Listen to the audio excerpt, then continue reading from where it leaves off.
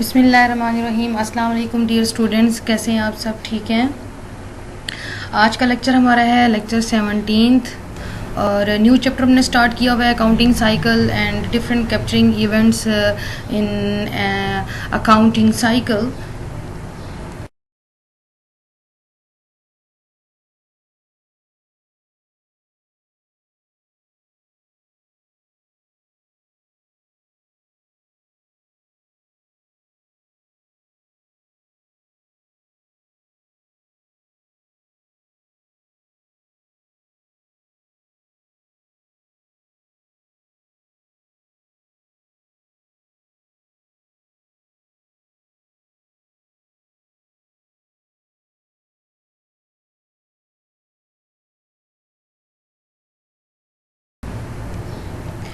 And different learning objective we have discussed in our previous chapters, and today in today's lecture we will discuss number one, explain the nature of net income, revenue and expense.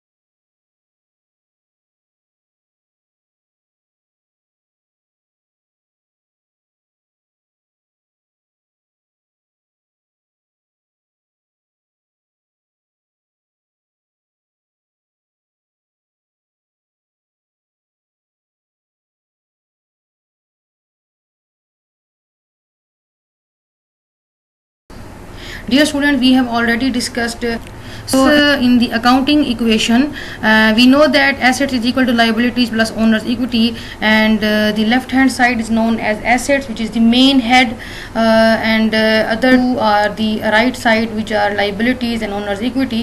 So the right side shows that where the money came from to buy these assets.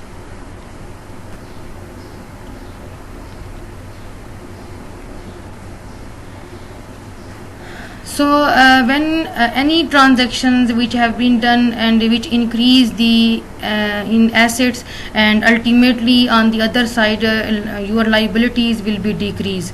So and this, when the transaction incurred, so this is known as net income transaction occur, because when the increase in income has been done and when you actually receive the income, so it will affect two accounts, one is asset and other is liability.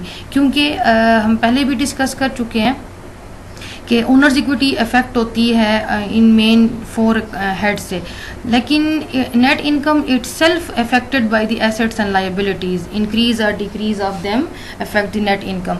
लेकिन सिर्फ हम इनकी increase या decrease होने से हम नहीं कहेंगे कि ये इनकम जो है अफेक्ट हुई है. Actually net income is what really mean that when it will bring an increase in the owner equity. इस चीज़ को हमेशा अपने जहन में रखना है, क्योंकि यही हमारा मेन पॉइंट है कि वो ट्रांजेक्शन जो कि हमारे ओनर्स इक्विटी में इंक्रीज लाती है और इसका कोई भी डायरेक्ट रिलेशनशिप जो है वो एसेट अकाउंट के साथ नहीं होता. ये सिर्फ उस ट्रांजैक्शन का इफेक्ट होता है कि जो कि उनमें हमारा एसेट का अकाउंट इंक्रीज हो रहा होता है और लाइबिलिटीज डिक्रीज हो रही होती हैं. लेकिन अल्टीमेट इफेक्ट कहाँ जा रहा होता है? हमारी ओनर्स इक्विटी में. Accounting period, what is meant by accounting period? Basically accounting period वो टाइम स्पैन है जिसमें आपने तमाम अपनी अकाउंटिंग डाटा को रिकॉर्ड करके अपनी तमाम बुक्स ऑफ अकाउंट्स उनको क्लोज करना होता है. क्यों? क्योंकि आपने ये डिटरमिन करना होता है कि at the end of the period जो भी हमने बिजनेस को ऑपरेट किया है, at the end of period क्या उसका हमें मुनाफा हुआ या नुकसान हुआ. तो अकाउंटिंग पीरियड डिफर करते हैं. हम यहाँ पे डिफाइन करते हैं कि जब आपके सामने लिखा हुआ है calendar year, what does it mean? Calendar year always start from the January 1 to December 31. Physical year जो है ये जुलाई से स्टार्ट स्टार्ट होता है इसका 30 जून जो है लास्ट डे होता है जहाँ पे तमाम बुक्स को क्लोज किया जाता है, और थर्ड वन होता है बिजनेस ईयर। तो जब भी हम बात करेंगे अकाउंटिंग पीरियड की, तो it depends upon the nature and type of the sector that some financial sectors use the physical year and calendar year. So non financial sector जो है उनमें जो है उसका जो टाइम फ्रेम है वो एक ही टाइम पे क्लोज होता है, तो इसलिए हम जो है यूज़ करते हैं उस पर फिजिकल ईयर को। So this is the basically period mean के वो आपका टाइम स्पैन होता है जिसके अंदर अपने तमाम अपने बिजनेस के ऑपरेशन को क्लोज करना होता है, वाइंड अप करना होता है। और बिजनेस ईयर डिपेंड करता है, ये किसी भी मंथ में स्टार्ट हो सकता है, लेकिन ये है कि उस पूरे ईयर में 12 मंथ को कंप्लीट होना चाहिए। फॉर एग्जांपल अगर जनवरी में स्टार्ट हुआ है तो दिसंबर उसका एंड पीरियड होगा, मार्च में स्टार्ट हुआ है तो फरवरी नेक्स्ट ईयर का उसका जो है लास्ट मंथ होगा। So it depends upon the nature and type of businesses. Second objective, we will explain that what is realization and matching principle and how these are applied in recording the revenue and expenses। क्योंकि ये जो दो principle हैं basically are associated with recording the revenue and expense। So we will discuss them in detail in our next slides। Before describing these principles, we will describe that what is meant by revenue। revenue क्या है कि basically revenue वो price है जो आप receive करते हैं customer से किसके सिलसिले में कि जो आपने गुड्स को बनाया है, फिर उनको बेचा है और उनकी एक्सचेंज की है या सर्विसेज प्रोवाइड की हैं। तो revenue basically is the price collected are to be collected from customer in exchange of goods और सर्विसेज प्रोवाइड। तो रेवेन्यू जब आती है आपके पास तो ये किस चीज़ में इंक्रीज लाती है? ओनर्स इक्विटी में, यानी कि आपकी अकाउंटिंग इक्वेशन में ये इंक्रीज या डिक्रीज लाती है किस हेड में? ओनर्स इक्विटी में। So revenue usually result in an increase in asset and also increase in capital. Revenues जो हैं मैंने आपसे बताया था कि डिफरेंट टाइप्स ऑफ बिजनेसेस हैं, मैन्युफैक्चरिंग है, मर्चेंडाइजिंग है एंड सर्विस बिजनेस है। मैन्युफैक्चरिंग भी जिसमें आपने नए सिरे से बिल्कुल चीज़ को तैयार करना होता है। मर्चेंडाइजिंग में ये होता है कि बनी बनाई चीज़ को आपने अल्टीमेट कस्टमर तक पहुंचाना होता है। रेवेन्यू टाइटल्स जो हैं वो डिपेंड करते हैं। फॉर एग्जांपल अगर आपने ट्यूशन फ़ी है, टीचिंग जो है ये एक सर्विसेज में आता है और ये डिफरेंट नेम्स हैं। All these are considered under the umbrella of revenue. Realisation principle, realisation principle जो है बेसिकली डील करता है टू रिकॉर्ड दी रेवेन्यूज़। इसका जो मेन थीम है वो क्या कहता है कि आपने रेवेन्यूज़ को तब ही रिकॉर्ड करना है जब आप रिकॉग्नाइज कर लें। बेशक आप चाहे जो है अभी तक रिसीव एक्चुअली किए हैं या नहीं किए कैश की फॉर्म में, लेकिन जिस टाइम ट्रांजैक्शन हो गई आपकी रेवेन्यू की, आपने वो अमाउंट जो है आज रिसीव की है या 2 दिन के बाद करेंगे, 2 महीने के बाद करेंगे, when they will be realized and you will record them। so this is known as realization principle। तो realization principle यही कहता है कि रेवेन्यूज़ को अब तभी रिकॉर्ड करो जब ये रियलाइज हो जाएं, जब आपने उनको रिकॉग्नाइज कर लिया है। कब? जब at the time of goods are sold, जो आपने चीज़ों को बेच दिया या सर्विसेज ऑफर्ड कर दी हैं। So at this point businesses has essentially completed the earning prices and sales value of the goods or services can be measured objectively. So at any time sales prior to sale, the ultimate value of the goods and services first of all estimated and then you will collect the money from your customer। so realization principle का basic theme ये है कि बेशक आपने उस time transaction हो गई, बेशक आपने अपनी जो गुड्स हैं वो उधार पे भी बेचे हैं तो रिसीवेबल जनरेट कर दिए, तो आपकी जो ट्रांजैक्शन है वो तो इनकर हो गई, आपके एसेट में भी इंक्रीज आ गया, आपने आपकी जो रेवेन्यूज़ हैं वो भी जनरेट हो गई, लेकिन एक्चुअली रिसीव नहीं की। तो जब रिसीव करेंगे तो तब तो आपके पास आ जाएगी, लेकिन ट्रांजैक्शन तो हो गई है। तो रेवेन्यू जो है अकॉर्डिंग टू रियलाइजेशन प्रिंसिपल क्या कहता है कि आप तभी रिकॉर्ड करो जब आपने रिकॉग्नाइज कर ली हैं। सेकेंड हम आते हैं एक्सपेंस पे। एक्सपेंस जो है हमारा नेक्स्ट हेड है। एक्सपेंसेस क्या हैं कि वो ये कहते हैं कि आपने जो जिस साल जिस अकाउंटिंग पीरियड में जो सेल्स रेवेन्यू जनरेट किया है, उस सेल्स रेवेन्यू को जनरेट करने में जो भी आपके खर्चे अखराजात हुए हैं उनको हम एक्सपेंसेस कहते हैं। So these expenses always bring an increase in the revenue and decrease the definitely जब आपने एक्सपेंस को पे करना, आपके अखराजात हैं एसेट्स के थ्रू करेंगे, कैश की फॉर्म में करेंगे, तो आप डिक्रीज इन एसेट आएगा। तो साथ में अकाउंटिंग हेड में जो ओनर्स इक्विटी है उसमें किस तरह का इफेक्ट आएगा, डिक्रीज में इफेक्ट आएगा। ठीक है, अब ये हमारे जो जितने भी अखराजात हैं ये ज़रूरी भी होते हैं करने के लिए, कस्टमर को अट्रैक्ट करने के लिए एक चीज़ बनानी है, फिर उसको हमने एडवर्टाइज़ भी करना है, फिर उसको उनके हाथों तक पहुंचाना है, यानी कि अल्टीमेट यूज़र्स तक। तो ये तमाम चीज़ें हमारी एक रिक्वायरमेंट भी हैं just to attract and survive in the organisation. So expenses are often called the cost of doing business because that is the cost of the various activities necessary to carry on the business. Expenses जो हैं ये हमेशा जब भी इनकर होते हैं तो ओनर्स इक्विटी में डिक्रीज लाते हैं। चार टाइप्स हमने एक्सपेंसेस की पढ़ी थी। मैन्युफैक्चरिंग एक्सपेंसेस होते हैं जिसमें आपने नई एक चीज़ को नए सिरे से बनाना है, आपको लेबर चाहिए होगी, आपको मटेरियल चाहिए है, आपके लिए डिफरेंट और ओवरहेड एक्सपेंसेस हैं। इसी तरह जब एक चीज़ बन गई फिर आपने उसको सेल आउट करना है, उसके लिए मार्केटिंग भी करेंगे, एडवर्टाइजिंग करेंगे, फिर जाके सेल करेंगे।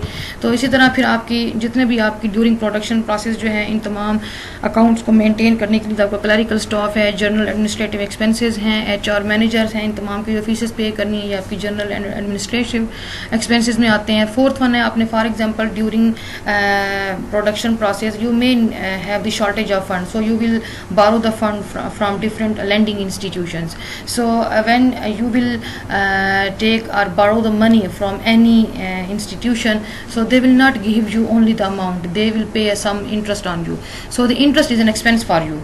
These are known as financial charges. So there are four types of main expenses which you have to made. So but आपने सिर्फ वही एक्सपेंसेस रिकॉर्ड करने होते हैं जो सेल्स रेवेन्यू को जनरेट करने में इनकर होते हैं, और यही हमारा बेसिक थीम है किसका, मैचिंग प्रिंसिपल का, जिसका हम नेक्स्ट स्लाइड में पढ़ते हैं।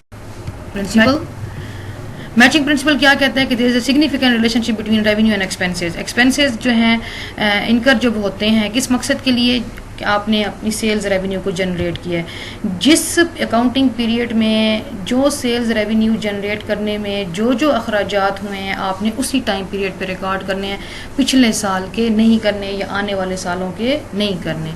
इसे हम कहते हैं मैचिंग प्रिंसिपल। मैचिंग प्रिंसिपल में जो है ये टाइमिंग का कॉन्सेप्ट बहुत इंपॉर्टेंट है, क्योंकि आपने यही देखना होता है कि पिछले साल के आपने आज रिकॉर्ड नहीं करने, आज वाले आने वाले साल में नहीं करने। आज के साल में जो भी आपने रेवेन्यू जनरेट की है, आज के साल में जो रेवेन्यू जनरेट करने में जो जो एक्सपेंसेस इनकर हुए हैं वो आपने आज में ही रिकॉर्ड करने हैं।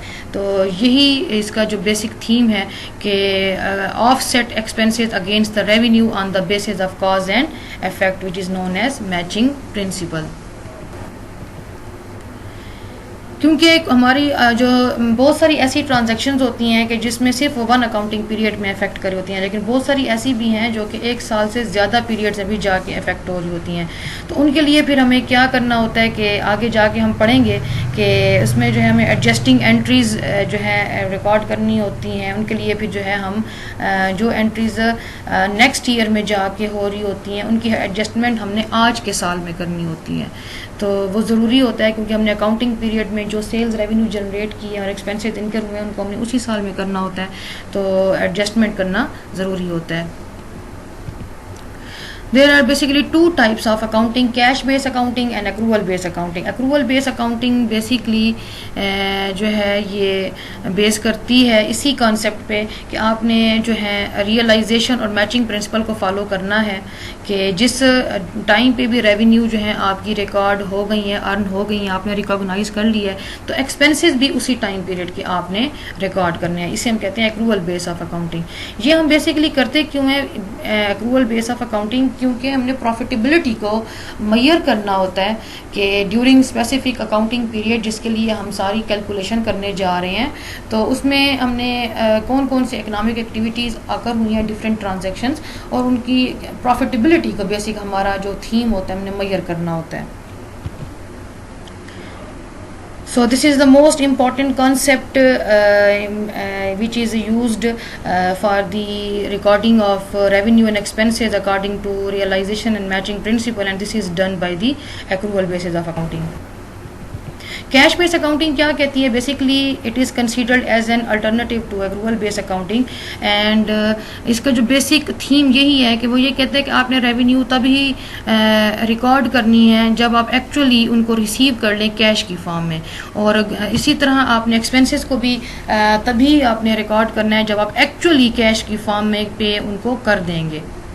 So cash based of accounting जो है ये भी मेजर करती है अमाउंट ऑफ कैश को, इसकी यानी कि कैश की ट्रांजैक्शन के साथ बेसिकली इसका कंसर्न होता है कि वो ट्रांजैक्शन को रिकॉर्ड करती है जिसमें एक्चुअली कैश जो है उसका इनफ्लो कितना था और आउटफ्लो कितना हुआ है। तो इसकी जो बेसिक थीम है वो प्रॉफिटेबिलिटी को मेजर करना नहीं होता, जस्ट इसका जो कंसर्न होता है वो कैश के साथ होता है। थर्ड वन ऑब्जेक्टिव है हमारा कि that why the revenues are recorded with credits and expenses are recorded with debits. हमने बहुत पहले जो हमारे प्रीवियस लेक्चर्स में जब डेबिट क्रेडिट रूल्स को हम स्टडी कर रहे थे कि what are the different rules according to double entry system for recording the assets, liabilities, owners equity, revenue and expense, and there we have already discussed in detail that how the revenues and expenses are recorded and when they are recorded debit and when they are recorded as credit. So we have stressed that revenue increase always increase the owner's equity and expenses जो है वो owner's equity में decrease लाते हैं. So the debit credit rules for recording revenue and expenses in the ledger account basically are the natural extensions you can say for recording changes in owner's equity. कि जो भी revenue या expense में increase या decrease आता है owner's equity में, तो हम उसी की बेस पे ही इसको डेबिट क्रेडिट करते हैं. कैसे? बेसिकली हमने देखा है कि जब भी हमारी ओनर्स इक्विटी में इंक्रीज आता है तो उसको हम क्या रिकॉर्ड करते हैं? According to debit credit rules को हम क्या करते हैं? क्रेडिट रिकॉर्ड करते हैं. और जब ओनर्स इक्विटी में डिक्रीज आता है तो उसको हम डेबिट रिकॉर्ड करते हैं. और इसी रूल को हम आगे एक्सटेंड करते हैं रेवेन्यू एंड एक्सपेंस के लिए कि रेवेन्यू जो है हमारी ओनर्स इक्विटी में इंक्रीज लाती है, तो इसलिए हम रेवेन्यू को क्रेडिट रिकॉर्ड करते हैं. और एक्सपेंसेस जो हैं ये हमेशा हमारी ओनर्स इक्विटी में डिक्रीज लाते हैं, तो इसलिए इसी बेस पे जो है हम एक्सपेंसेस को डेबिट रिकॉर्ड करते हैं. कोई आपसे पूछे कि ठीक है डबल एंट्री सिस्टम के अकॉर्डिंग कि जब भी हमारे एक्सपेंसेस जो है इंक्रीज होते हैं तो उनको हम डेबिट रिकॉर्ड करते हैं, तो जब भी डिक्रीज होते हैं तो क्रेडिट. तो इसके पीछे रूल क्या है, लॉजिक क्या है? तो उसका लॉजिक यही है कि ये जो रेवेन्यू और एक्सपेंस को हम रिकॉर्डिंग करते हैं डेबिट या क्रेडिट, इसके पीछे जो बेसिक थीम है जिसकी बेस पे हमने इसकी नेचर को भी अंडरस्टैंड किया है कि रेवेन्यू और एक्सपेंस की नेचर यही है. Basically these brings the increase and decrease in the firms owners equity. तो इसी बेस पे ही हम इसको डेबिट या क्रेडिट करते हैं. This is the main logic. Thank you so much dear students. ये तो हमने पढ़ा है कि अकाउंटिंग साइकिल में जो है हमारा जो फोर्थ स्टेप है कि हमने डिफरेंट जो है रेवेन्यू एंड एक्सपेंसेस को रिकॉर्ड करना है और उसी के लिए हमने एडजस्टमेंट करनी है. लेकिन एडजस्टमेंट करने से पहले हमें ये पता होना चाहिए कि what are revenues and what are expenses. तो उसके बाद ये है कि फिर रेवेन्यू और एक्सपेंस को हम अपनी मर्जी के अकॉर्डिंग नहीं रिकॉर्ड करते. There are specific rules and regulations which are given by the standardised accounting professional bodies and according to them revenue is recorded under the principle of realization principle and expenses are recorded under the principle of matching principle. So you must have the concept about these two and also take the concept that why these are considered the debit and credit, because they bring an increase and decrease in the owner's equity. And in the next slides definitely we will make the adjustment for the revenue and expenses, and because in accounting period different transactions have been done and some transactions have an effect on accounting period more than 1 year, so their adjustment must be done. So in the next lecture inshallah we will discuss the adjusting entry, what are these and how they are analyzed and how they are recorded and what are their different types. And after that in the next lecture we will discuss the different example practice question for your understanding and based on that lecture inshallah you will be assigned an assignment for your understanding. Thank you so much. Till then take care of your health very well and always remember me in your prayers, not me, all of your teachers. Thank you so much. खुश रहें, आबाद रहें. अल्लाह हाफिज़.